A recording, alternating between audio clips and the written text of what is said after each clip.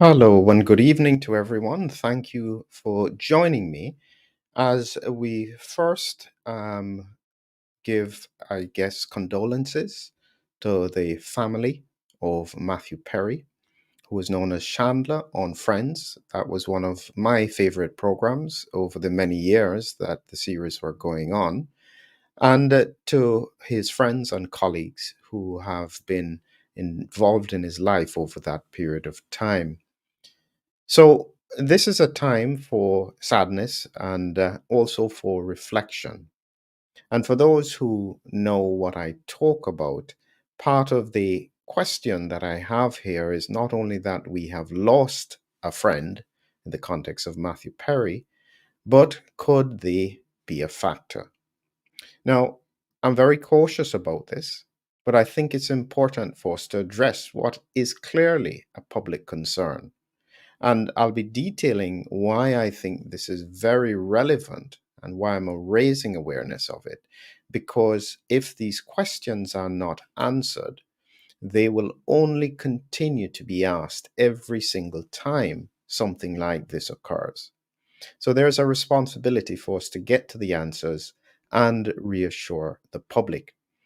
Before I start, and I'll be going through a bit of the news and a paper about what occurs in Japan with regards to bath related deaths so that you have an understanding, as well as the potential question around myocarditis, which is always the thing at the forefront of many people's thoughts.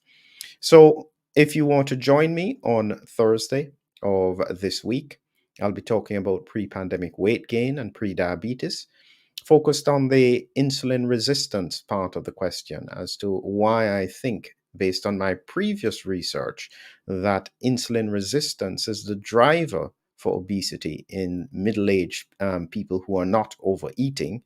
Clearly, overeating is the major cause, but if you're not overeating and still gaining weight, what is the physiological mechanism? And that's a bit that I'd want to share with those who are interested. So let's get back to this question. The truth is that all over social media, straight away, there has been the question, and this is what you're seeing all over the social media.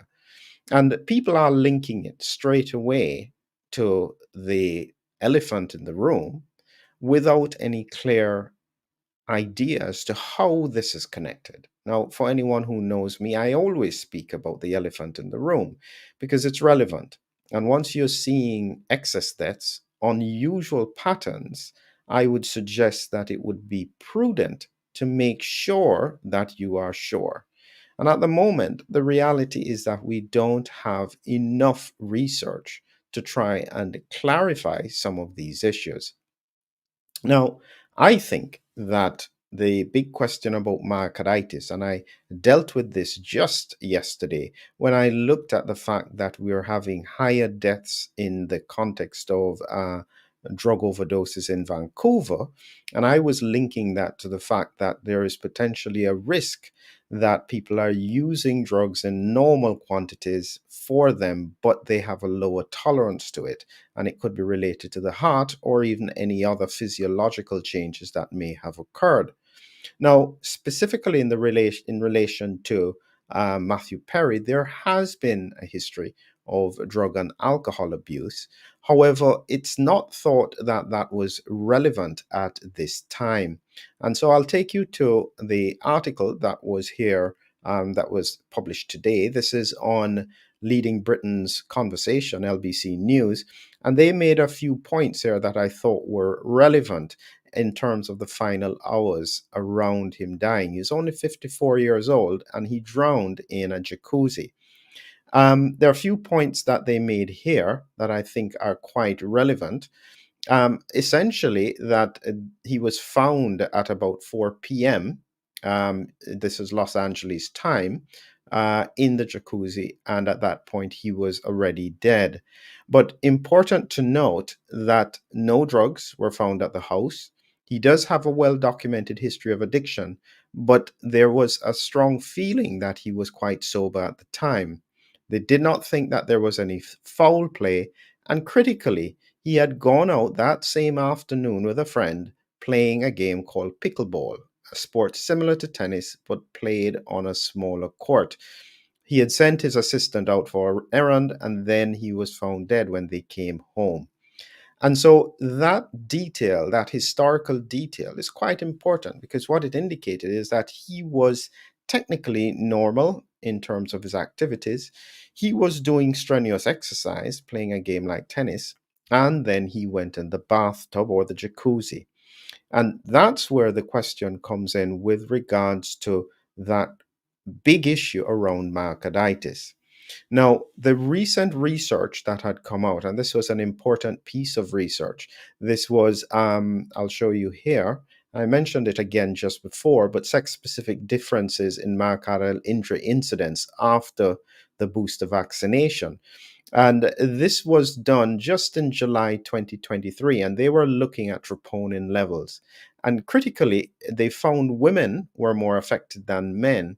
However, they were looking at about a 2.8% risk of myocarditis based on troponin levels. And that's only troponin levels, not necessarily doing echocardiograms or doing cardiac MRIs, but just troponin levels. They were seeing cases of myocarditis or suggestive of myocarditis in 1 in 35 people. That's a lot. That's a huge number of the population, especially when we think of how many people have been vaccinated. So, this is why this question is in the public arena. And this is why it's so disappointing that politicians have not conclusively addressed the question. Myocarditis is just simply inflammation of the heart, can be caused by infection, including COVID-19 infection. But the context is that they have found that there is a higher association of myocarditis after specifically mRNA booster or vaccines and boosters. Primarily, it was in the younger cohorts. But again, I have never thought we've done adequate research to look for myocarditis in the vaccinated cohort. It was never done in the same way that we looked for myocarditis in the context of severe or even mild to moderate COVID 19, as was done in the Big Ten study. So, what that means is that we have an unanswered question around myocarditis. And this is why it's relevant because there are physiological changes in the body when you go in the bathtub or in the hot tub. And if those physiological changes could trigger an arrhythmia, then that could be very relevant in the context of what we may have seen. So let's look at some research around that. This is a paper that was done in 2017, March 2017, and this was from Japan. And they were looking at bath related deaths, preventative strategies, and suggestions for general physicians. Now, they were specifically looking in Japan, and in Japan, culturally, baths are a mode of relaxation. But in Japan, they tend to use deeper baths and they take long baths. As I said here, Japanese bathtubs generally are deeper than other bathtubs in other countries, and people sit in hot water up to the shoulder level. They also like to take long baths. So it's within that context that you have the Japanese being quite interested in deaths around bathing and around the heat associated with the bathtub. A little bit lower down in that paper, they show you the age groups that are primarily involved. You can see it's just starting to rise here, 50 to 59, but the highest risk is among males. These are males here, and over 90 years old. But it does show as you get older, there seems to be a higher risk of death around the bathtub. And then when they look at the months involved, it tends to be again in the colder months of the year. This is 12 December, January, not so much in the middle of the year when it is summer periods of time. And that would make perfect sense. And that could be a factor that is relevant in the context of how people die. Now, let's go into the detail of this paper because this is then pointing out the characteristics of how patients die based on autopsy studies. So, again, you have here this is autopsy findings according to the drowning side. We're going to leave this bit out as to whether or not they have evidence of having drowned.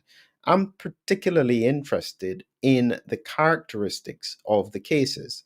Of that 550 cases that they looked at here, you could find that 54% of them had circulatory disease, which included stenosis of the heart or heart related disease, and only 15% had disease related to the brain. So, a brain hemorrhage could also occur. Only 8.5% were non circulatory disease, and no pathological findings were found in about 36%. In that group was epilepsy, which is possible, but only 2.4%. In that group as well, we had blood ethanol levels was only found in 25%. So the majority of deaths were not necessarily clearly explained, but people, because of physiological changes in the body around the jacuzzi, because as your blood vessels vasodilate, the heart is put under more pressure initially to compensate for that, but they have found that there is a reduction in that heart rate and stroke volume over time. It's important to note that saunas and taking warm baths have been found to have generally a positive health effect. And so it's not something that we should necessarily be concerned about generally, but in the context of unexpected deaths, the question would be, could the change in temperature that occurred when he went into the jacuzzi have triggered an arrhythmia? And that arrhythmia, in that short period of time of losing consciousness, could that have been the cause of death?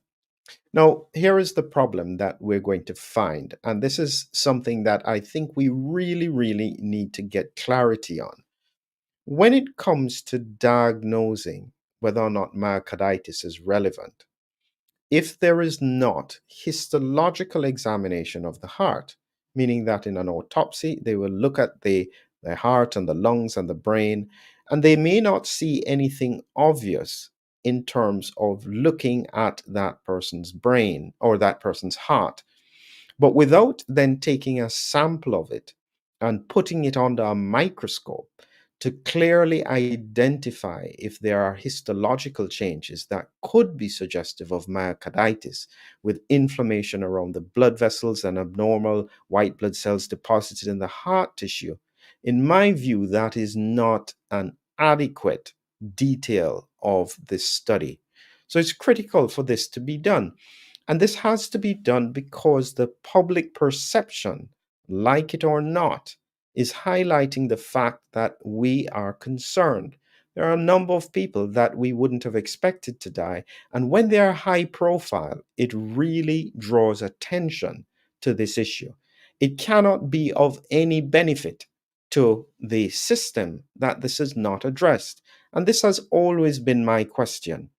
And this is again another example of where a situation has occurred, a high profile person has died, and we may find no clear evidence from autopsy, because I suspect he will have one. And if that is done without the histological analysis, I would think that this will only fuel conspiracy theories around what could be going on. So that's my principle for today. It is very sad and that we have lost another icon, somebody who was loved across the world for his work and his involvement in the entertainment industry. We've seen many of them over the past few years.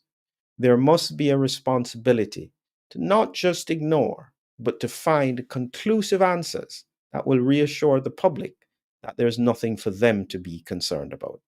Have a great evening.